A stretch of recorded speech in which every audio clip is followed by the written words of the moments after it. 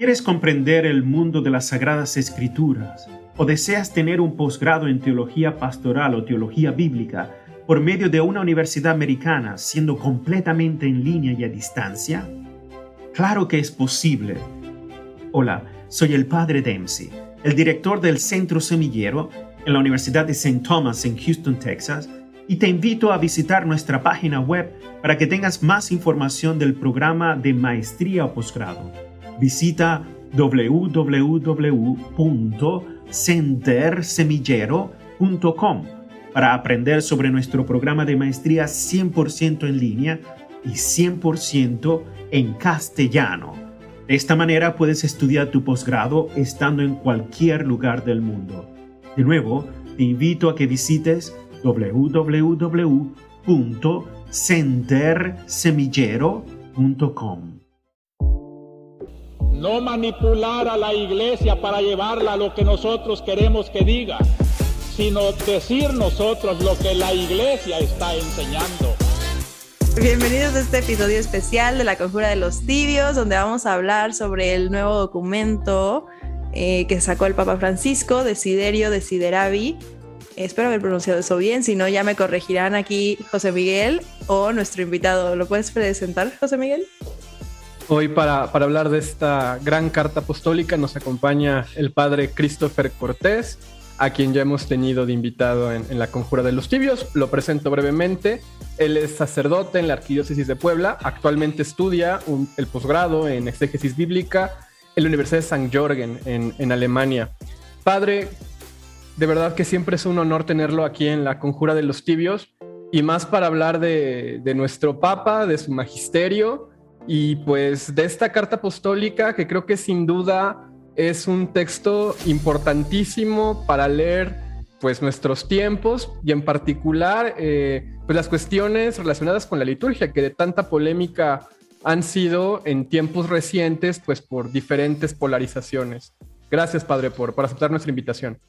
No, gracias a ti, José Miguel, gracias, Marta, gracias a todos y cada uno de los que vayan a tener la oportunidad de entrar en este diálogo, en este contacto, porque, pues, como bien lo mencionas, creo que si hay algo que es visible de la iglesia, aunque no solo debiera de ser eso, es precisamente la liturgia, porque si bien es cierto que ya desde el siglo segundo, tercero, en esta carta a Diogneto, el autor de ese escrito hablaba sobre cómo los cristianos estamos en el mundo sin ser del mundo, cómo no nos distinguimos por nuestros vestidos, por nuestra lengua, por nada, sino que tal cual al vivir en el mundo somos el alma del mundo.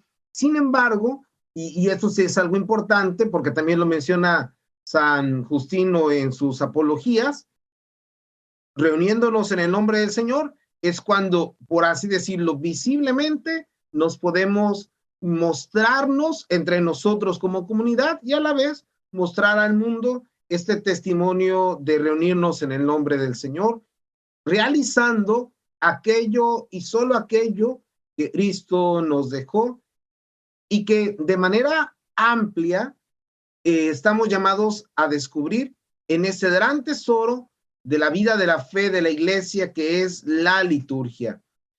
Tesoro que ahora el Papa Francisco nos invita a redescubrir, a revalorar, a reasumir y a revivir. No en el sentido de que esté muerto, sino que siempre aquello que se deja llenar de la acción del Espíritu Santo experimenta la vida nueva en Cristo. Me gustó cómo lo plantea, padre.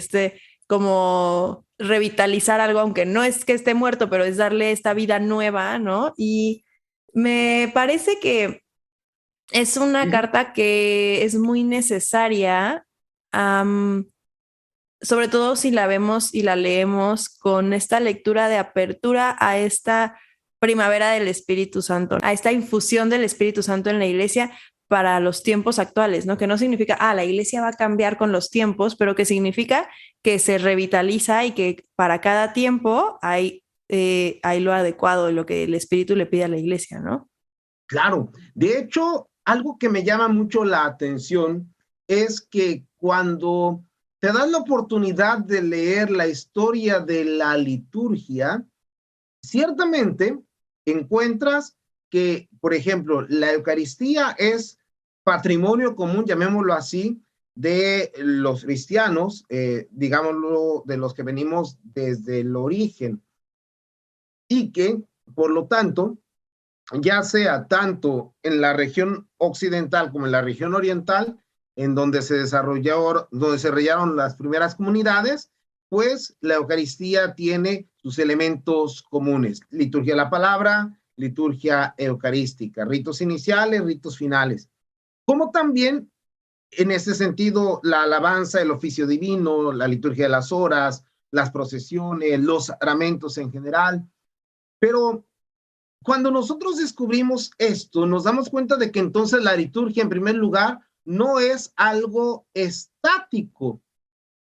Yo esto siempre me lo he imaginado como mis clases de química, cuando al ver, recuerdo, la tabla de los elementos, es verdad, esos elementos ahí están. Sin embargo, sabemos que desde que se clasificó por primera vez hasta la actualidad, sigue habiendo descubrimientos, nuevos elementos que se van poniendo y demás. Y sin embargo, a la vez, tú puedes ver eso muy estático, pero sabes que en un laboratorio estos elementos entran en una interacción tan multiforme, tan amplia, que no puedes, por así decirlo, detener aquello que está llamado a la interacción. Y a la vez, sin embargo, no se pierde lo que en sí estos elementos son, contienen, poseen, transmiten. Y por tanto, cuando en la liturgia se tiene una idea estaticista, petrificada, de antemano creo que no hemos entendido, como Jesús se le explicaba a Nicodemo, lo que es la vida divina. Dios no de balde, y aquí José Miguel obviamente lo puede explicar mejor.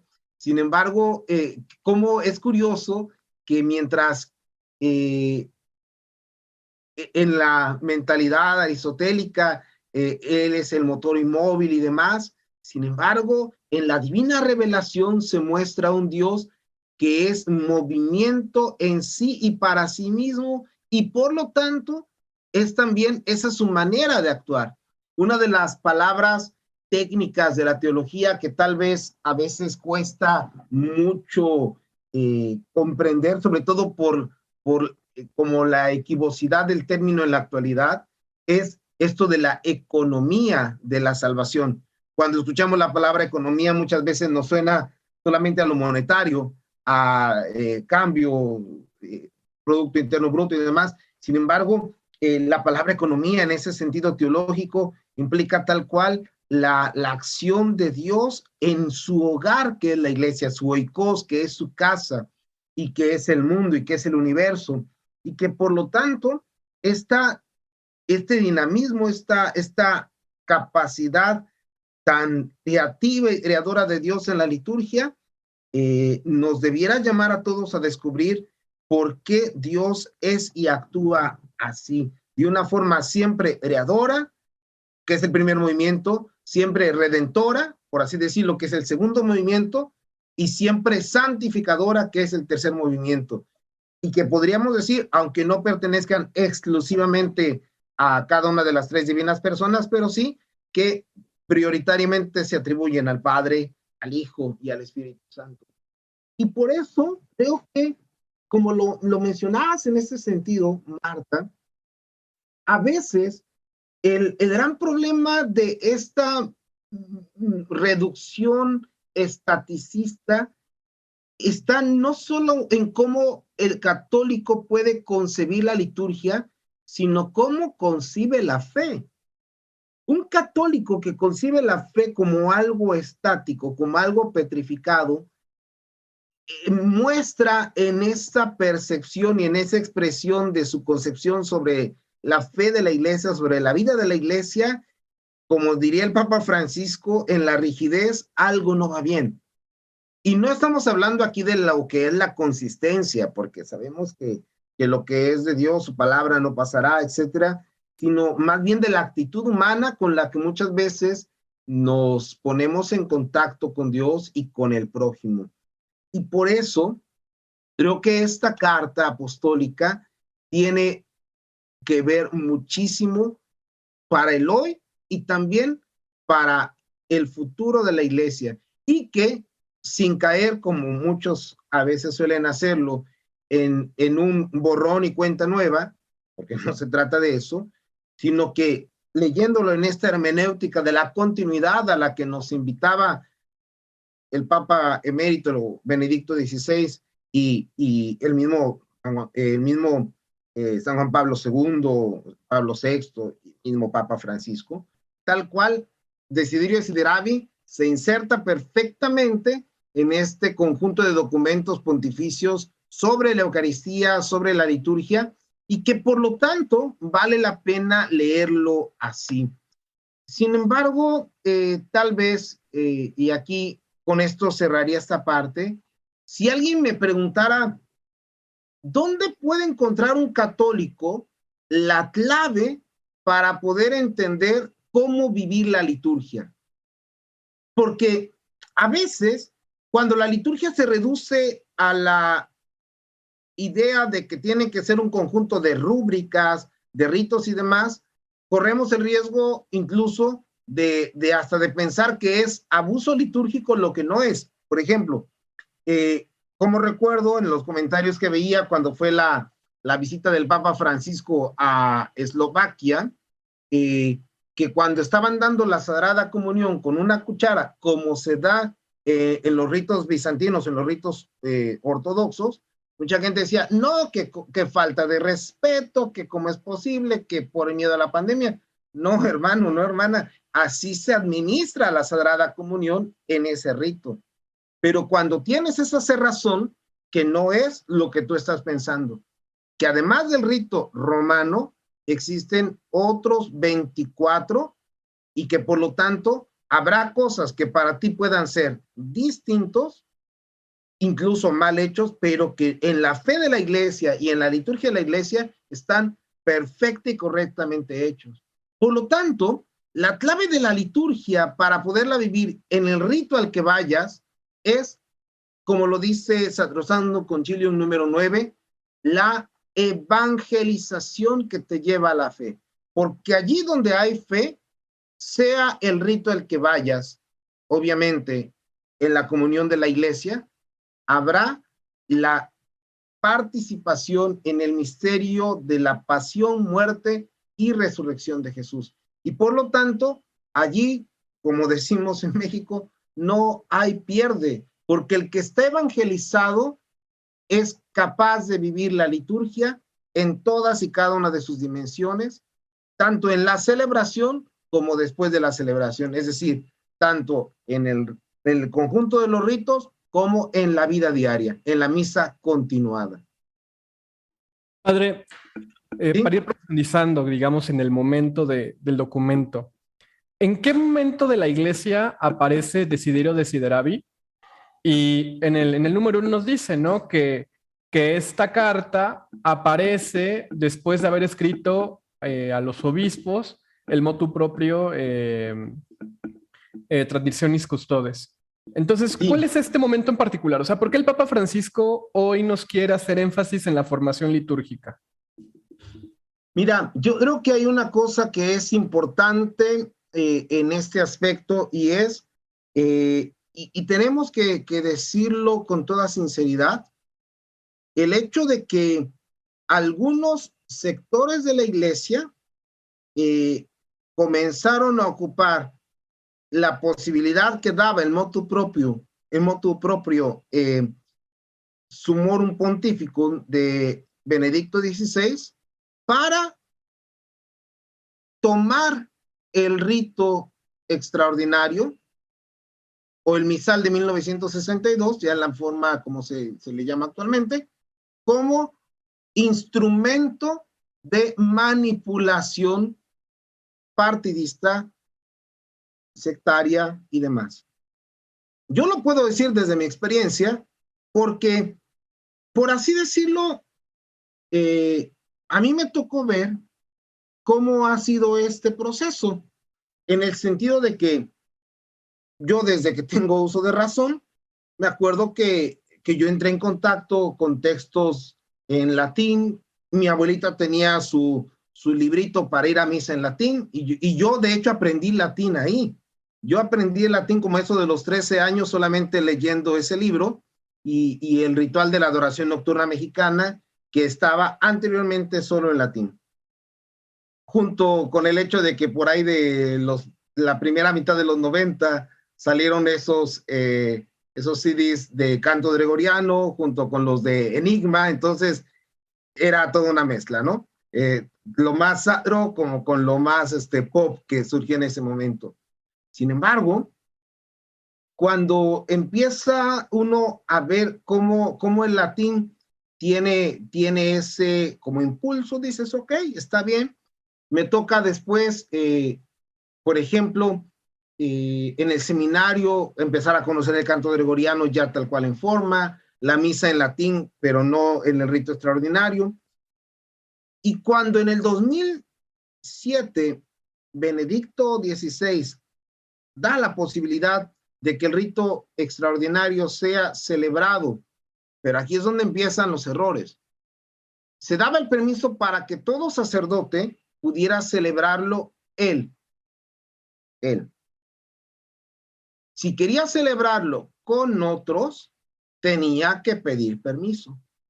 O sea, no era, es que yo quiero. No, espérate. Hay un proceso. Es el pedir permiso. Sin embargo, lo que pasa es que comienza a haber sacerdotes que comenzaron a colgarse de la fama de que yo sé celebrar este rito y yo lo hago en latín, y empiezan ahora sí que a correr una serie de leyendas urbanas, por así decirlo, católicas, de que no, es que el latín es más poderoso a la hora de los exorcismos, no, es que el latín es la lengua que le da más gloria a Dios. No, espérate, se me hace que entonces ni has entendido el episodio de la Torre de Babel, ni el de Pentecostés, ni mucho menos primero de Timoteo capítulo 2, versículos del 4 al 6, que Dios quiere que todos los hombres se salven y lleguen al conocimiento de la verdad. Si el evangelio y la liturgia estuvieran determinados por una lengua, más de media humanidad estaría perdida. Entonces, cuando el Papa Francisco nota esto, pues de manera, muchos dirán intempestiva, sin embargo no es así porque sabemos que hubo una consulta y en ese sentido, tal vez, no quisiera darle fama, pero hubo a nivel de Italia un caso muy relevante que fue el de un ahora ex sacerdote, porque ya ha sido reducido del orden sagrado, apellidado Minutela, quien tal cual, habiéndose parapetado en el rito extraordinario, comenzó a decir pues todas estas teorías conspiranoicas del benevacantismo, del sedevacantismo, de que el Papa no es Francisco, de que el Papa es Benedicto. Bueno, ahora no es Benedicto, tampoco es entonces, y entonces esto fue un cuento de nunca acabar, de tal forma que cuando el obispo de su diócesis le impone la excomunión y manda su caso a la doctrina de la fe, pues te das cuenta de hasta dónde puede llevar una equivocada forma de asumir y vivir el rito extraordinario. Y entonces, ya el Papa Francisco había en otras cartas, la de tal cual, la de Gaudete et Exsultate, invitarnos a la santidad, él había mostrado que hay dos graves peligros de dos, por así decirlo, herejías existenciales que suelen actualizarse constantemente en la iglesia, que son el gnosticismo y el pelagianismo, que son esa tendencia a sentir que tu conocimiento es superior al del resto de los católicos, y la segunda, que es esa tendencia a pensar que por ti mismo puedes hacer las cosas de Dios incluso mejor que el resto de los demás, porque tu esfuerzo es superior. Y entonces es cuando el Papa Contradicciones Custodes dice, no, vamos a dejar las cosas claras. Este es el punto. Los libros promulgados por San Pablo VI y San Juan Pablo II son la única lex orandi, es decir, la única regla de oración de toda la iglesia.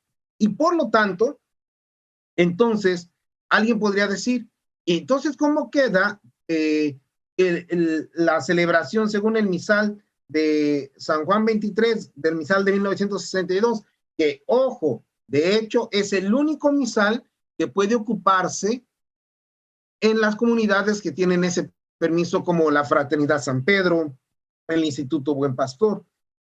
Un sacerdote que esté celebrando con misales anteriores, el de 1925, el de 1958, el de 1955, previo a la reforma de la Semana Santa, de hecho, está incluso en el grave riesgo de estar celebrando una Eucaristía inválida, porque ya no es el misal que está promulgado como válido para ese tipo de celebración. Entonces, aquí es donde prácticamente el Papa, al dejar muy en claro que, y eso es algo que tal vez a alguno le pueda servir y tal vez a alguno lo escandalice, pero la clave es esta: el rito del misal de 1962 ya no se entiende sin el Concilio Vaticano II y sin los misales de San Pablo VI y de San Juan Pablo II. Es decir, la misa de esto, del misal romano de 1970, 1975 y del 2002, son la clave de interpretación del misal de 1962. Y por eso es que aquel que no quiere aceptar el Concilio Vaticano II no comprende la teología, o no tiene la teología necesaria para incluso celebrar el misal de 1962. Esto puede ser muy fuerte, sobre todo cuando, para aquellos que rechazan el Concilio Vaticano II, sobre pretexto de que es modernista, de que es herético, de que no es dogmático, y pues bueno, pueden inventar todos los pretextos habidos y por haber, pero la realidad es que por la autoridad pontificia, que es lo único que puede darnos como iglesia sustento, en este sentido, la liturgia está constituida en este momento por estos libros litúrgicos posteriores al Vaticano II. Ay, padre, es que es un análisis muy profundo y con mucha información. Sí, perdón. No, está bien, para eso es el punto, ¿no? Sí. Pero, bueno, aquí la parte que más me gustó, bueno, de las partes que más me gustaron de la carta apostólica fue el número 4. Me resonó mucho con lo que hemos hablado constantemente en este podcast, ¿no? Que dice, nadie se ganó el puesto en esa cena, todos fueron invitados, o mejor dicho, atraídos por el deseo ardiente que Jesús tiene de comer esa Pascua con ellos, ¿no? Y ahorita que usted decía de la parte de, a ver, la salvación no está limitada a un lenguaje, a un idioma, me sonó mucho a esto, ¿no? Y a esta visión también de que, a ver, la cena de la Pascua, la liturgia de la iglesia, no está restringida por lo que nosotros queremos, ¿no? Y a usted ahorita estaba mencionando pues los misales y cómo han ido cambiando y el que está promulgado actualmente y todo esto. Y creo que es un poco, no sé, me suena un poco soberbio de nuestra parte decir, bueno, es que la liturgia tiene que ser como yo quiero que sea y como a mí me parece bonita, ¿no? Que claro, que lo estético siempre es importante también, pero, o sea, los valores estéticos no son lo que hacen a la liturgia, ¿no? Sino que lo que hace bella a la liturgia es que todos estamos invitados y que todos estamos ahí para alabar a Dios, ¿no? Entonces, claro. O sea, ¿cómo podemos como reconciliar estas dos ideas, ¿no? El buscar lo más bello y lo más bueno y lo más verdadero para Dios, con también que a veces nosotros, pues sí, que todos estamos invitados, ¿no? Con nuestras cosas feas y con nuestras cosas malas y con todo. ¿Cómo podríamos reconciliar estas dos ideas? Mira, yo creo que la reconciliación de ambas ideas va muy de la mano de las ideas principales de la carta, porque bueno, estos 65 números que la conforman en el documento aparecen prácticamente después de la introducción, o entre la introducción y las conclusiones, 2, 3, 4, 5, 6, 7, 8 como subtítulos. Y entonces, estos subtítulos tienen dos ejes principales que son esto que decías. La liturgia es la expresión de la acción de Dios que nos invita a todos a participar de su vida divina que no hemos ganado por nuestro esfuerzo, sino que hemos recibido por su gracia. Y el Papa Francisco por eso menciona que por eso es necesaria la evangelización, porque allí donde no ha resonado la invitación a participar del banquete de la Eucaristía, pues obviamente están haciendo falta, como en esa parábola del banquete de las bodas del Hijo del Rey, están haciendo falta que la sala se llene de invitados. No olvidemos, porque a veces alguien podría decir, bueno, es que Dios quiere que todos se sienten. No, sí, es que eso implica todo un proceso. Por ejemplo, y el Papa lo menciona, alguien entre los que reclamaban sobre cuando o no leen el texto completo o se van solamente con el comentario de Hace Prensa o de Aleteia o de quien sea, pero decían, no, es que como siempre al Papa Francisco le faltó lo principal, le faltó la invitación a la conversión. No, hermano, ahí está, ahí dice que tú no puedes acercarte si no te reconoces pecador. O sea, de hecho, es conditio sine qua non.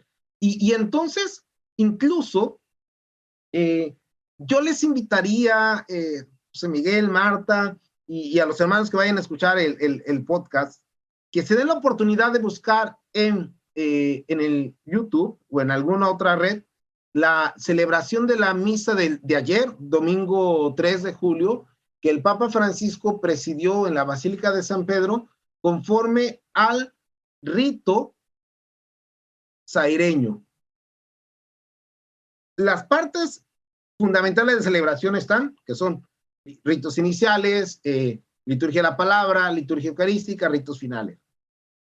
Pero a mí me encantó, y ayer de hecho lo puse en mi tweet, porque de verdad me encantó. O sea, yo dije, ya obviamente había celebrado las Eucaristías acá y demás, y cuando llegué a mi cuarto a estudiar, a descansar, y dije, bueno, voy a ver la celebración.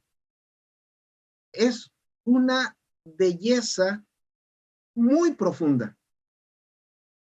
porque sobre todo me llamaba la atención lo siguiente: los ritos iniciales, tal cual, no está el Señor ten piedad en esta parte, porque más bien los ritos iniciales es sentirte y reconocerte iglesia, y lo hacen de una manera muy especial.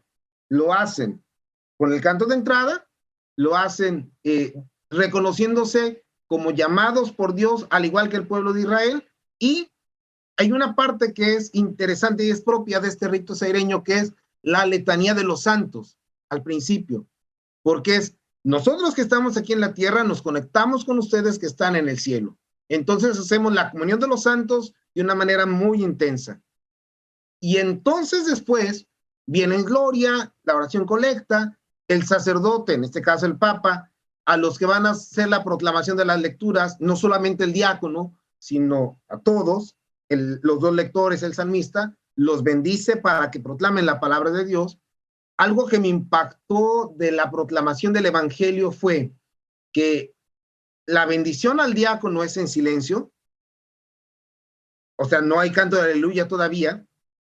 El diácono toma el evangeliario del altar y hace tal cual como estos diálogos del Señor hace con ustedes con su espíritu, pero el diálogo que hace es una proclamación que yo cuando la escuché me impacté muy profundamente, porque levanta el evangeliario y dice, el verbo se hizo carne, mostrando el evangeliario, y entonces la asamblea responde, y habitó entre nosotros y hemos visto su gloria, y empieza el canto de aleluya. No, eso fue pero estoy muy emocionado porque me encantó esa forma celebrativa.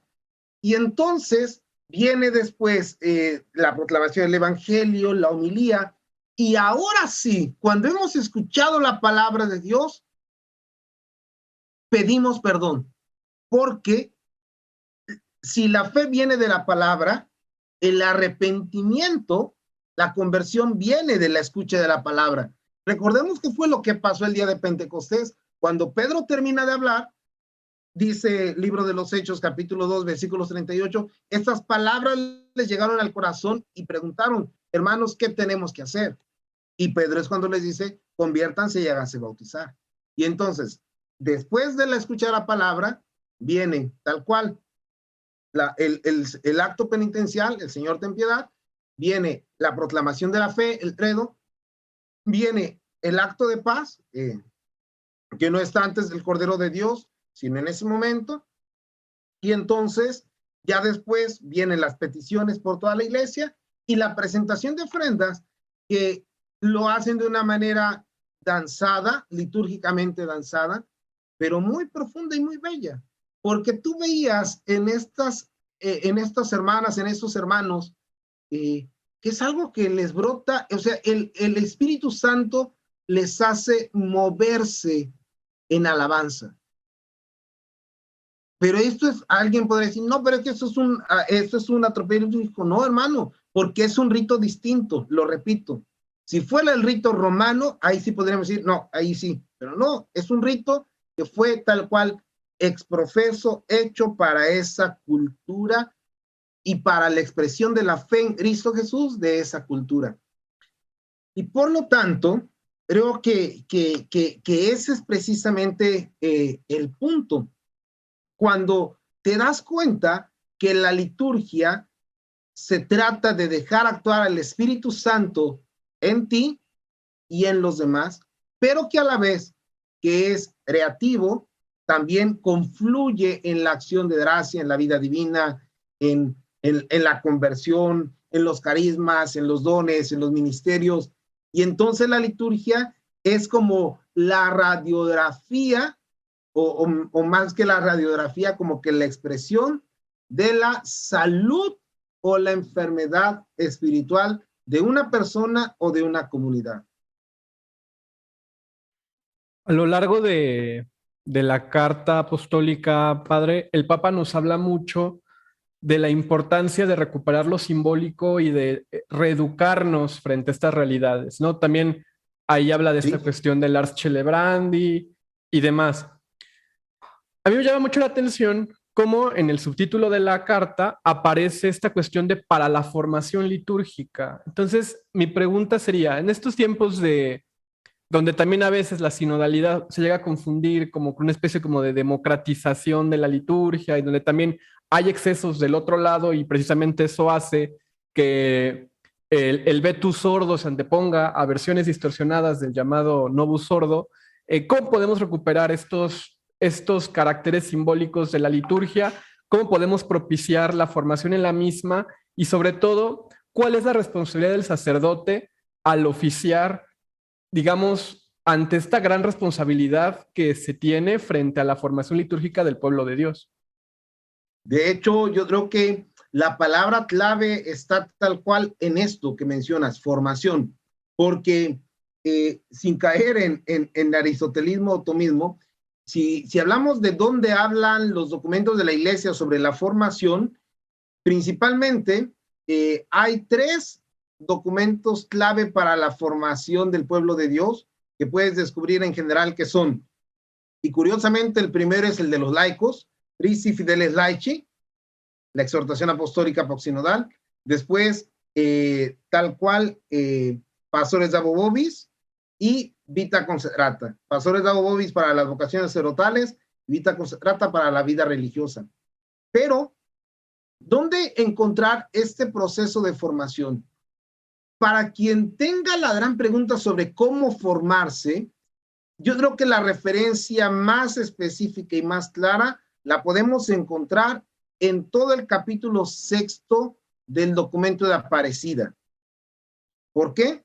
Porque ahí se habla de que Yo he incluso mencionado en alguna otra ocasión que el capítulo 6 del documento de Aparecida y casi todo el documento de Aparecida se puede entender con estos números de más a menos. Capítulo 6 como el eje central de todo el documento. 5 son los aspectos del proceso formativo. ¿Cuáles son esos 5?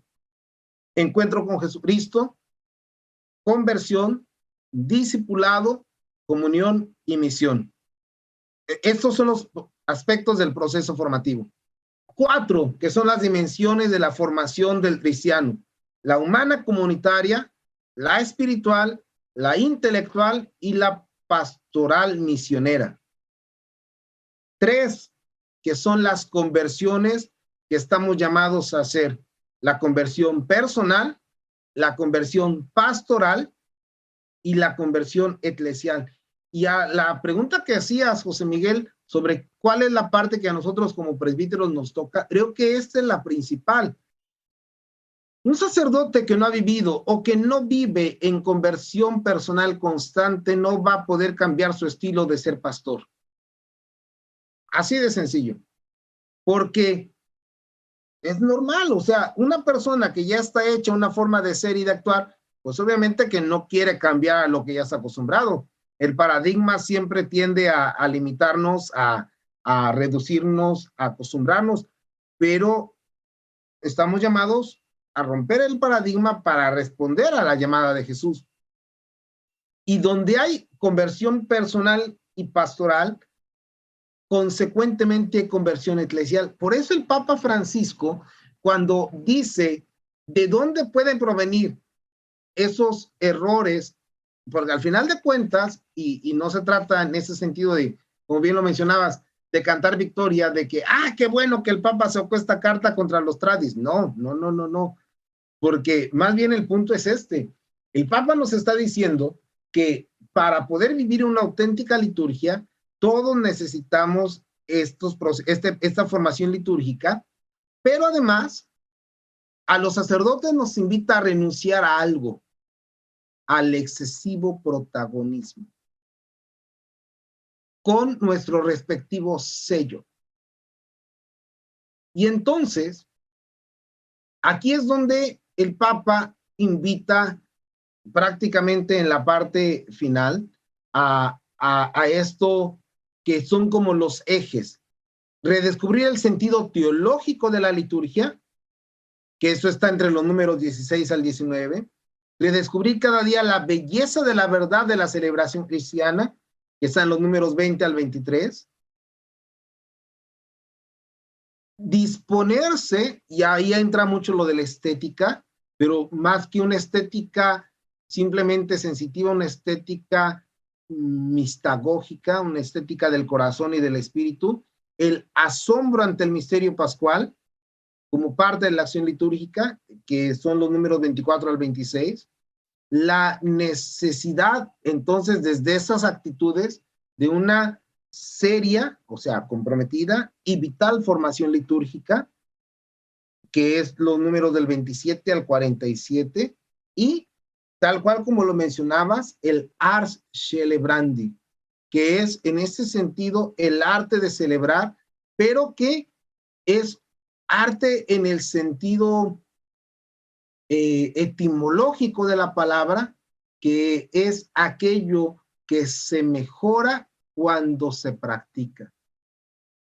Y entonces, con estas directrices prácticamente podemos nosotros descubrir lo que tanto a los sacerdotes como al pueblo de Dios el Señor nos llama. Y por eso, retomando lo que decía de como las claves numéricas del documento Aparecida, si 3 son las conversiones que el Señor nos llama, la conversión personal, la conversión pastoral y la conversión eclesial, son 2 las grandes opciones del documento de Aparecida: la formación y la misión. Allí donde hay formación, hay misión, porque no podemos callar lo que hemos visto y oído. O sea, el que se forma no se forma para sí, sino que se forma para el otro, para el servicio. Y por lo tanto, creo que entonces, como el documento de Aparecida lo decía, cuando comprendes esto, puedes entender que la razón es una sola y que es la misión. El paradigma de la misión marca todo el ser y el quehacer de la iglesia.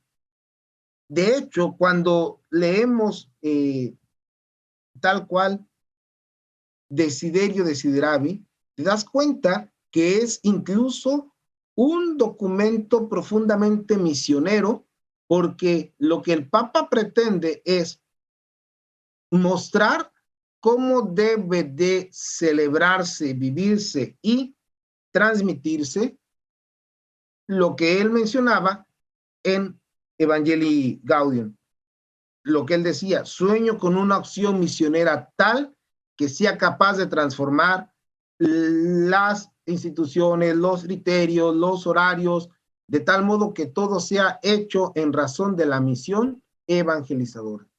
Y esta parte de esta misión evangelizadora, creo que esta dimensión de la iglesia a veces la confundimos con enseñar lo que nosotros queremos enseñar, ¿no? Y no es eso, es enseñar lo que el Espíritu quiere dejar en el corazón de cada persona, ¿no?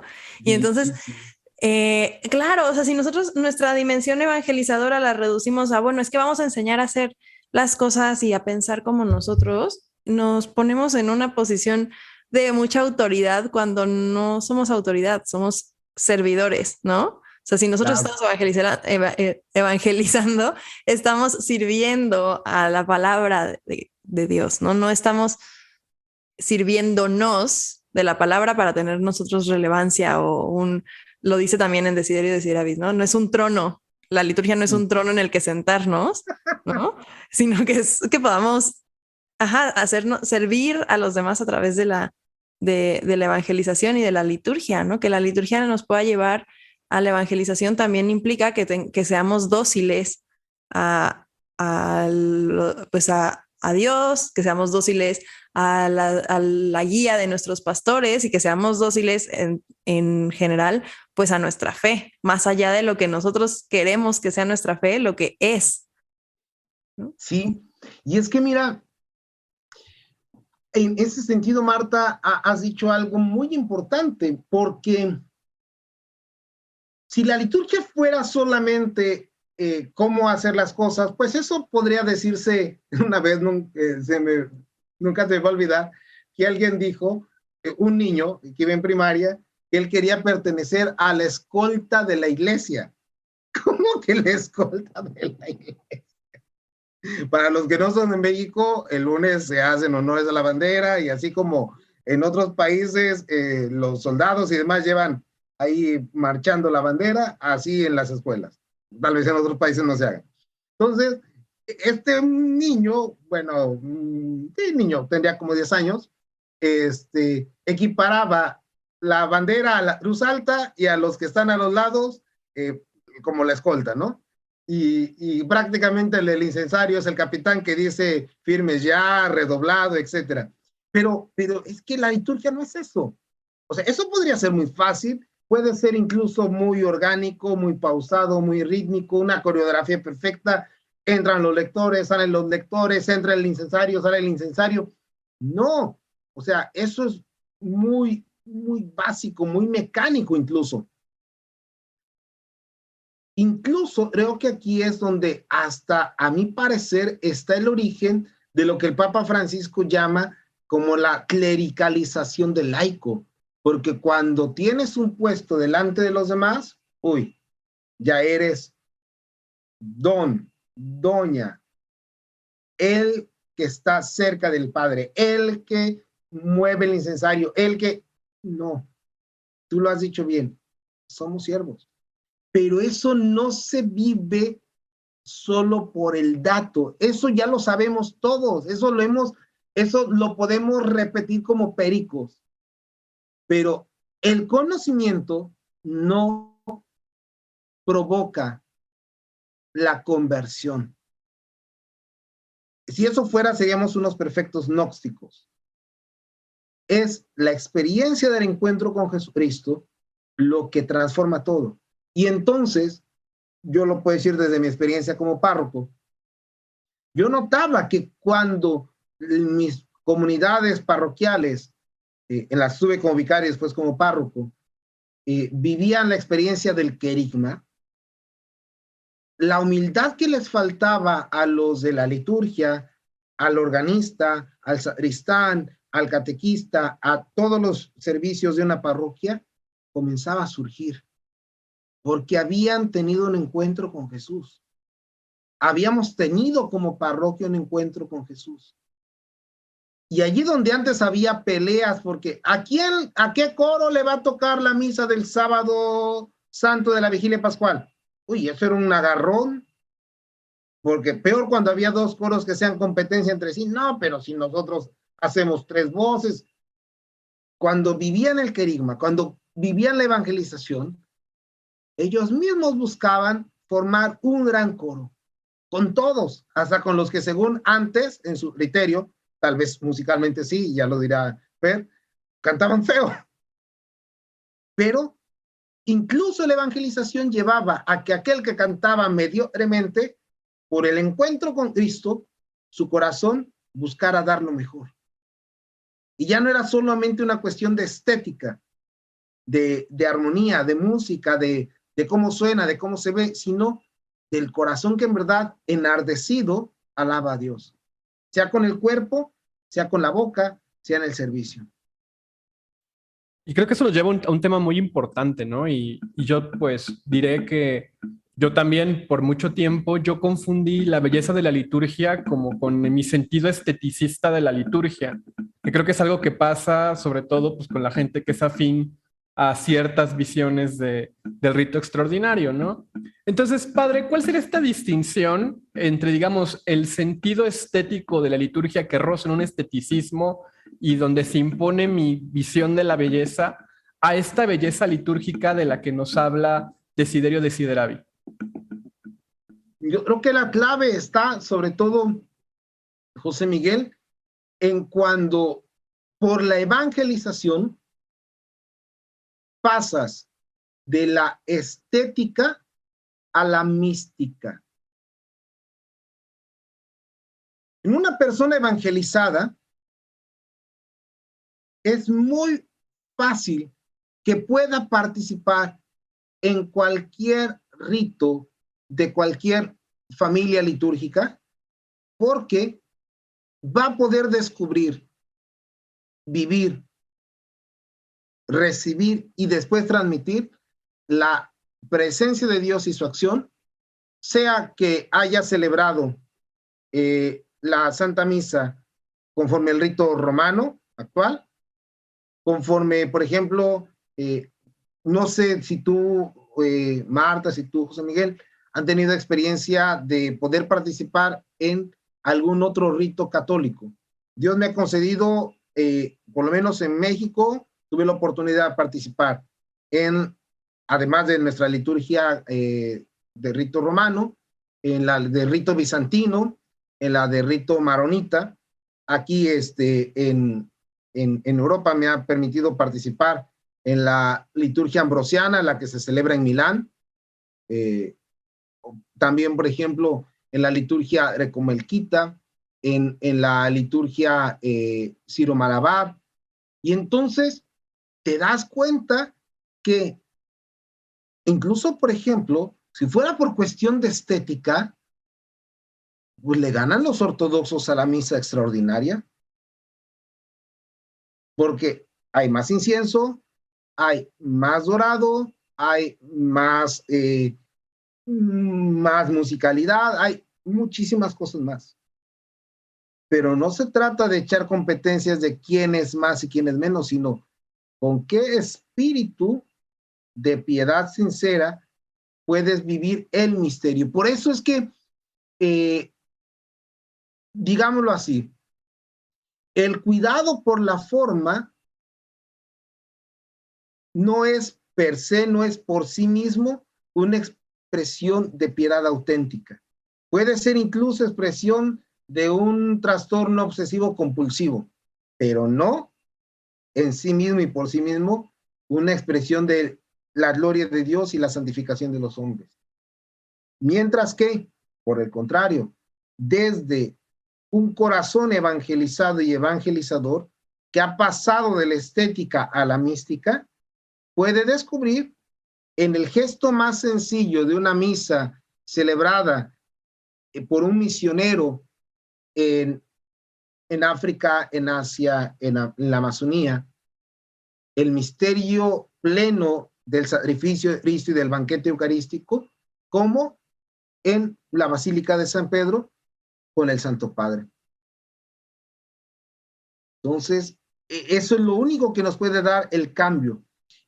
Esto, y yo creo que eso es algo que dice el Papa Francisco muy claramente en esta carta, pues no es solamente producto de la humana decisión, sino de lo que nos toca, eso sí, es abrirnos a la acción del Espíritu Santo.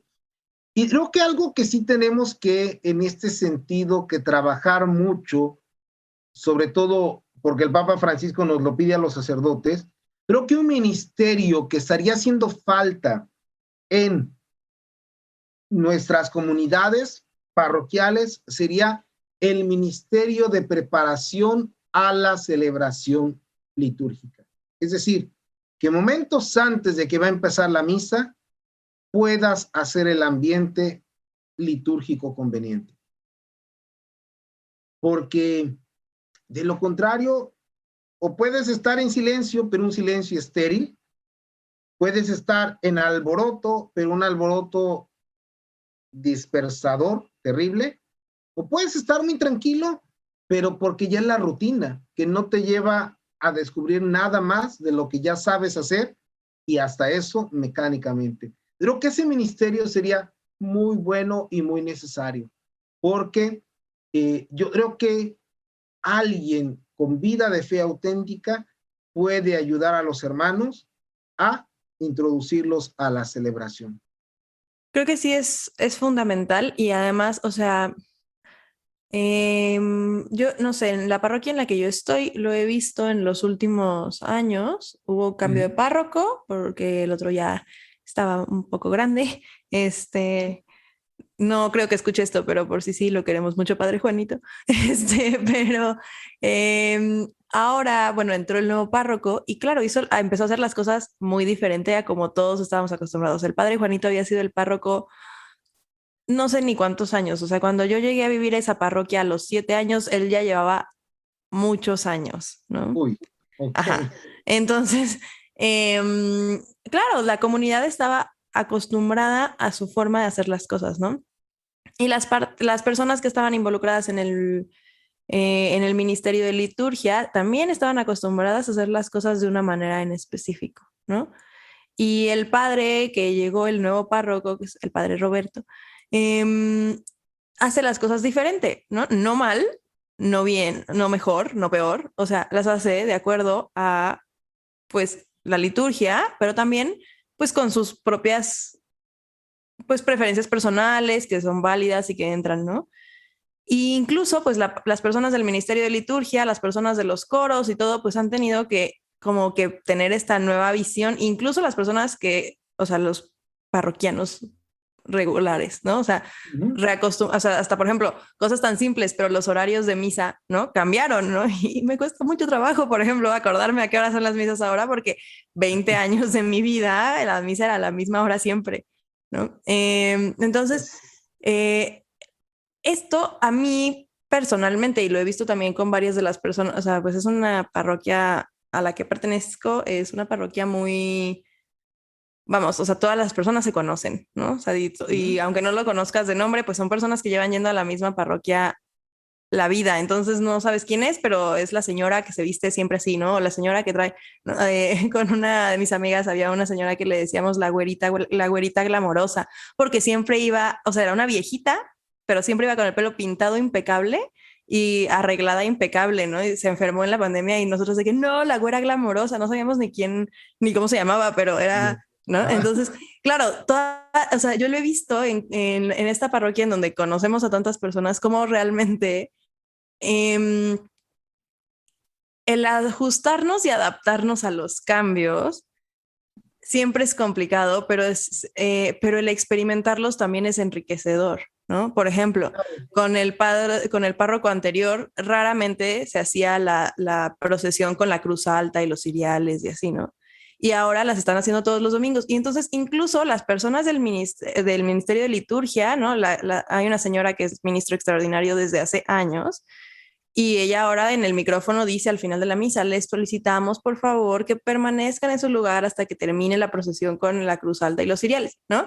Cosas que muchas personas de la comunidad no sabían hacer, ¿no? Y no porque el padre Juanito hiciera las cosas mal, pero tenían, o sea, está siendo muy enriquecedor para la comunidad porque están aprendiendo formas nuevas de hacer las cosas, ¿no? Y que a lo mejor no es un rito completamente diferente, pero que el día que ellos vayan a otro rito, ¿no? Que vivan el rito maronita o el rito bizantino o lo que sea, van a poder reconocer una liturgia diferente, pero que es igualmente enriquecedora, igualmente iluminada por el Espíritu Santo, porque ya no estamos clavados en nuestra única forma de hacer las cosas siempre, ¿no? Así es. Sí, y mira, yo creo que en ese sentido hay algo que sí es importante, porque incluso tanto en el rito del misal de 1962 como en el actual, siempre había posibilidades de hacer ciertas cosas.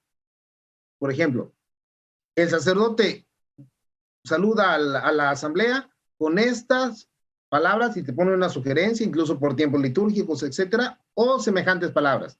Pero es un saludo breve, o sea, no te vas a echar así como de, y saludos a mi tía, no, el Señor esté con ustedes, o sea, lo que es, o sea, dice, y sobre todo, yo creo que aquí es donde está el criterio para un hermano sacerdote, es que mientras más bíblico, más adecuado, porque lo bíblico te impide que te vayas por la tangente o que te vayas más allá de lo que es. O sea, donde hay que explayar la palabra es en la homilía, pero donde hay que mostrarla con esa fuerza que la palabra de Dios tiene, como diría Romanos 1:15, que es el evangelio, fuerza de Dios para aquel que cree. Entonces, si la palabra tiene fuerza, tú sabes que cuando la tomas para saludar a la asamblea, para introducir el Padre Nuestro, para para introducir el credo, son momentos, son textos que por la misma fuerza que tienen por ser palabra de Dios, tienen un efecto que otra palabra no podría o no llegaría a tener. Y entonces, esto que mencionas es muy importante.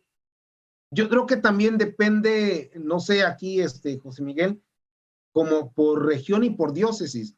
Yo recuerdo que sobre todo, a mí sí me hacía un poco de cortocircuito cuando iba a la diócesis de Cuernavaca, de donde es mi mamá, porque en Puebla las misas se hacían muy normales, pero en Cuernavaca yo decía, ahí sí había uso litúrgico. Es decir, como de, bueno, ¿y ahora qué hizo? Esto no fue ni la plegaria eucarística, esto se lo brincó todo.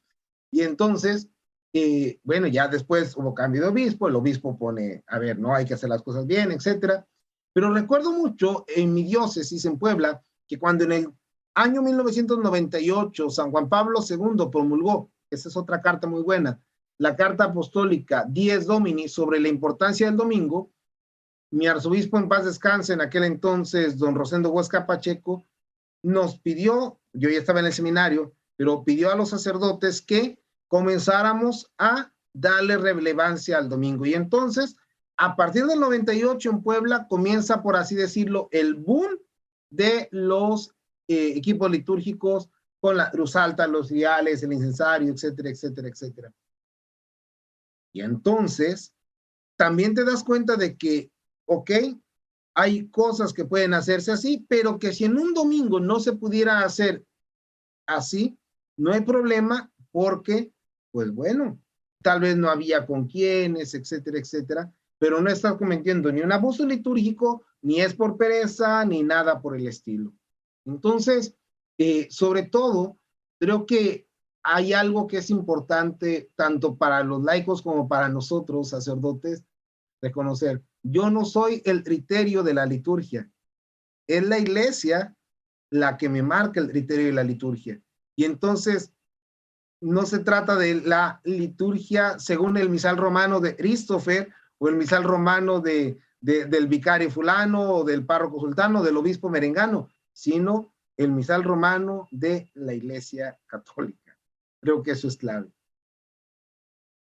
Y yo creo que también, padre, ya para ir terminando, tampoco perder de vista lo central que nos da comunión litúrgica, ¿no? Que al final es el sacrificio eucarístico. O sea, creo que también de Ciro de Sediravi es muy claro en que al final el banquete eucarístico es lo central, ¿no? Y mientras esto esté presente y se haga de la manera más respetuosa, solemne y cuidando los símbolos como se tiene que hacer, es algo que es digno y agradable a Dios, ¿no? Que al final creo que es el criterio. O sea, tampoco es inventar el hilo negro, ¿no?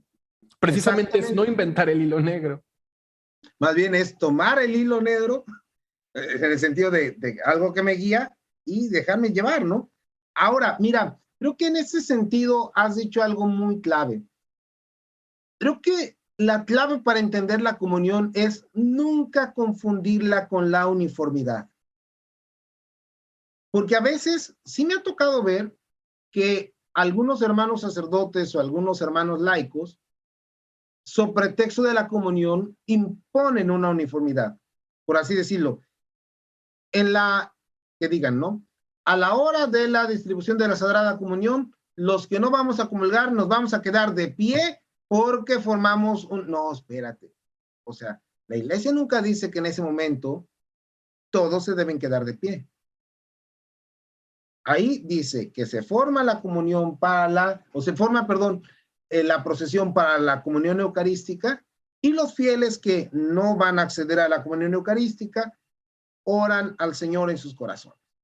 Entonces, más bien, ¿en dónde está la comunión en ese momento? No en la postura, sino en la acción, que es la búsqueda de la comunión con Dios. El que puede comulgar eucarísticamente comulga, el que no puede comulgar eucarísticamente comulga en la oración, la comunión espiritual. Pero esa es la comunión. Por ejemplo, algo interesante, y eso sí, yo se los tengo que reconocer a mis hermanos de las comunidades ortodoxas, es, ellos no tienen bancas, ellos escuchan la palabra de Dios de pie. Ellos tal vez a la hora de la consagración no se hincan, pero toda su liturgia es un constante santiguarse. Y con una reverencia que es profunda. O sea, nosotros a veces, que es otra de las cosas, ¿no? En la liturgia hay momentos en los que todos, no nada más el sacerdote, debe de inclinar la cabeza en señal de reverencia al nombre de Jesucristo, al nombre de la Virgen María, al nombre del Santo del Día. Pero, por ejemplo, en la liturgia de los hermanos ortodoxos, la reverencia es constante. Y entonces, ahí, pues tal cual, te das cuenta de que la comunión es una alabanza que a la vez se expresa en el mismo gesto y en el mismo movimiento. Entonces, hay momentos en los que la comunión es un mismo gesto y otros en los que la comunión, más que un mismo gesto, está expresada en un mismo actuar, en un mismo latir, en un mismo vibrar en el Espíritu Santo. Entonces, creo que eso nos puede ayudar mucho para no caer ni en el individualismo de que, no, yo quiero hacerlo así, o yo quiero imponer esto así, como también nos puede ayudar a que cuando toca a todos, toca a todos. Y lo que, por ejemplo, es importante, también la comprensión. El que se puede hincar, se puede hincar. El que no se puede hincar, ni modo que le parta las rodillas. Cuidado. Pero bueno, yo creo que eso es clave y fundamental. La comunión, nunca confundirla con él o con la uniformidad. Súper. Creo que eso es súper productivo, como quedarnos con esa idea. Y me gustaría, como para cerrar justo con cómo cierra el Papa Francisco, Claro. Esta carta apostólica. Y spoiler para los que no la han leído y la quieren leer, pero lo último que dice me encantó, se me hizo muy en el espíritu de lo que nosotros hemos hablado tanto. Y eso me da paz porque significa que pues entonces vamos en la dirección correcta, ¿no? Y dice, abandonemos las polémicas para escuchar juntos lo que el Espíritu dice a la Iglesia, mantengamos la comunión, sigamos asombrándonos por la belleza de la liturgia. Se nos ha dado la Pascua, conservemos el deseo continuo que el Señor sigue teniendo de poder comerla con nosotros, bajo la mirada de María, Madre de la Iglesia. Exacto. Creo que eso dice mucho, si es que no todo, ¿no? Así es. Perfecto. Pues ahí tenemos la tarea y más que spoiler, es una meta a alcanzar. Pues muchísimas gracias, Padre Christopher. Como siempre, es un gusto tenerlo aquí en la Conjura de los Tibios. Ya sabe que está en nuestras oraciones y también me atrevo a decir que en las de nuestra audiencia, porque Gracias. sin duda su ministerio nos ayuda mucho a esclarecer en estos temas en los que a veces hay tantas cosas que se dicen que es difícil encontrar un punto de verdad, un punto de imparcialidad, de querer sentir con la Iglesia, que creo que también es de las cosas a la cual nos invita Desiderio Desideravi, ¿no? Yo sí veo muy presente esta vocación del sentir cum ecclesiam, precisamente como aquello que pueda superar las polémicas, ¿no? O sea, el abandono de las polémicas no es simplemente un falso irenismo.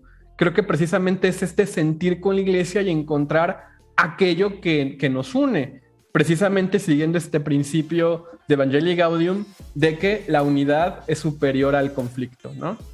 Así es, sí.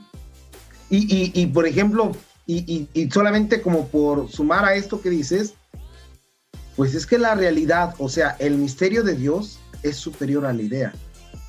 La liturgia es superior a tu gusto litúrgico. Y así podríamos irnos más y más profundizando en esto. Entonces, más bien, como diría Benedicto, dejémonos más que poseer la verdad, dejémonos poseer por la verdad.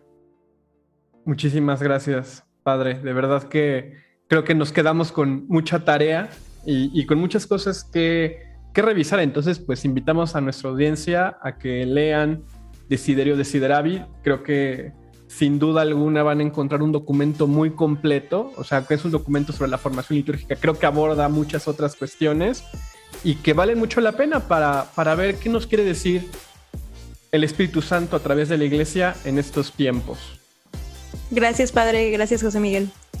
Gracias a ti, Marta. Gracias, José Miguel. Y estamos en contacto. Bendiciones para todos. Hasta la próxima.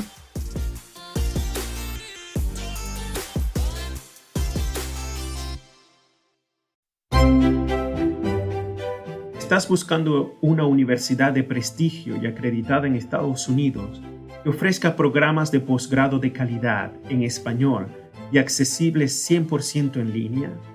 Con el Centro Semillero de la Universidad de St. Thomas, que se encuentra en Houston, Texas, has llegado al lugar indicado.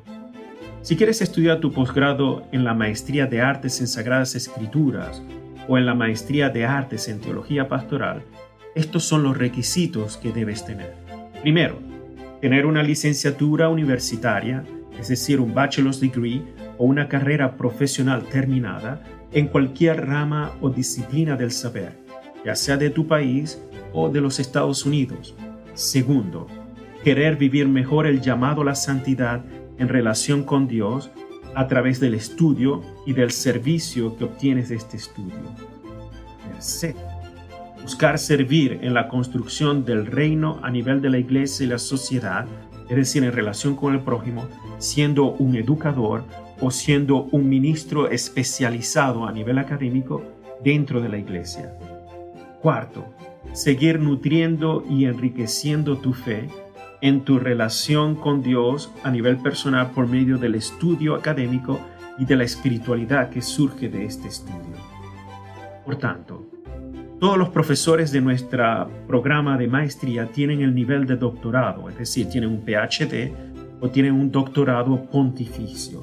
Nuestro programa es 100% en línea, es 100% en español y al terminar exitosamente este posgrado, tendrás 100% un título acreditado a nivel nacional en los Estados Unidos. Por eso te invito a visitar nuestra página para que tengas más información del programa de maestría posgrado Visita www.centersemillero.com para aprender sobre nuestro programa de maestría que es 100% en línea y 100% en español. De esta manera puedes estudiar tu posgrado estando en cualquier lugar del mundo. De nuevo, te invito a que visites www.centersemillero.com.